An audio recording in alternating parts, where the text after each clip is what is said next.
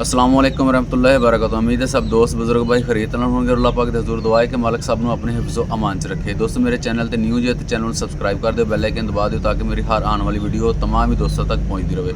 दोस्तों अज की वीडियो का साडा मौजू है मुर्गियां दे चंडी का। चंडी के उत्ते पहले वीडियो बनी हुई है, अज की वीडियो जी लैके आया पहले नालों डिफरेंट है, लेकिन वो आजमूदा फार्मूला वो भी विच शेयर करांगा जिहड़ा कि अंग्रेज़ी और देसी एक लोकल जीरो खर्च के उपर होएगा। और उम्मीद है कि दोस्तों को दोनों ही चीज़ां मेरिया आजमूदा ने और पसंद आएगियाँ। और वो वीडियो जो वह लिंक भी नाल मैं अटैच कर देंगा। दोस्तों चंडी बनती क्यों आ, सब तो पहले तो इस चीज़ गल करांगे कि जिस तरह कि तुसीं मेरे बैक ते भी देख रहे जे पक्की जगह वा शहरदारी दे विच इस तरह परिंदे रखने थोड़े मुश्किल हो जाते हैं। अगर कच्ची जगह होवे, डेरादारी होवे, हवेली टाइप होवे जगह तो उत्थे ये चीज़ां नहीं बनदियाँ। खैर इत्थे भी एक चीज़ का हल मौजूद है, वो इन्हां दे पैरां दे बूट बना लईदे ने, उहदे नाल चंडी नहीं बनदी। लेकिन मेरे एक मुर्गे नाल इस तरह मसला हो चुकिया सी, उहदे ते चीज़ां चैक कीतियां गईयां, लगाईयां गईयां और बेहतरीन रिजल्ट मिलिया वा। सब तो पहले तो जी असीं अंग्रेज़ी तो उपर गल करांगे। और अंग्रेज़ी का जिहड़ा स्क्रीन के उत्ते तुसीं देख रहे जे डूफिल लोशन है, मैडिकल स्टोर पर जाना सिंपल आसानी नाल मिल जाना वा। और ये काफ़ी जिहड़ा कि आम ट्यूब वांगू पतला नहीं हुंदा, सख्त हुंदा ट्यूबां वांगू, सही है।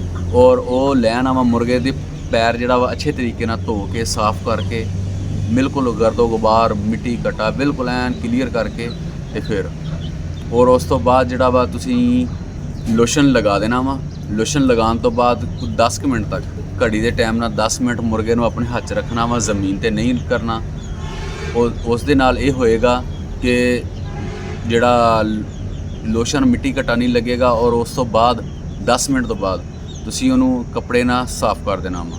साफ़ करन तो बाद अगली ट्यूब जिहड़ी है वो बैट नूं वेट लगानी है। बैट नूं वेट लगा के और अच्छे तरीके नाल उत्ते कपड़ा वलेट देना। और बिल फर्ज तुहानूं डूफिल लोशन नहीं मिलता तो यह क्रीम भी देख लो नाल। क्रीम जिहड़ी है वर्टिकल क्रीम है, ये ले लैनी है। इहदा भी सेम वही प्रोसीजर है, 10 मिनट लगानी है, लगा के छड्ड देनी है। उस तो बाद तुसीं अपना जिहड़ा वा बैट नूं वेट लगा के कपड़ा वलेट देना वा और मुर्गे नूं छड्ड देना वा। 24 घंटे रहन देना वा। फिर सेम इसी तरह ही दोबारा प्रोसीजर करना वा। ये तकरीबन 8 तो 10 दिन का प्रोसीजर हुंदा वा। उहदे विच चंडी जिहड़ी है उखड़ जाएगी, तली जिहड़ी उहदी बिल्कुल नरम हो के वो उखड़ जाएगी, ना ज़ख्म बनेगा और ना ब्लीडिंग होएगी। जिसले चंडी निकल जाए तीसरे दिन तकरीबन चंडी निकल जानी है, तीसरे चौथे दिन। और उस तो बाद उस तरह ही तुसीं बैटनोवेट लगा के कपड़ा वलेटी रखना वा ताकि परिंदा जिसले तुरदा फिरदा वा थल्ले जिहड़ी जिल्द हुंदी वो नरम हुंदी है और ताज़ा हुंदी है। उहदे विच ज़ख्म आउण दे बाद च अंदेशा हुंदा वा। कपड़ा उत्ते अच्छे तरीके नाल वलेट दिओ ताकि उहदे जिहड़ा वा ठोस जगह ते तुरदे होया दोबारा ज़ख्म उहदे विच ना बने और रिकवरी इंशाअल्लाह हो जाएगी। 100% रिकवरी होंदी है। हुण आने असीं देसी नुस्खे की तरफ। तो दोस्तों ये जिहड़ा वा बिल्कुल बेज़र जिहा और जीरो खर्च, इस गल्लों मैं इहनूं कहना वा क्योंकि पिछली वीडियो तो भी मैं यही इहनूं कहा सीगा, जीरो खर्च।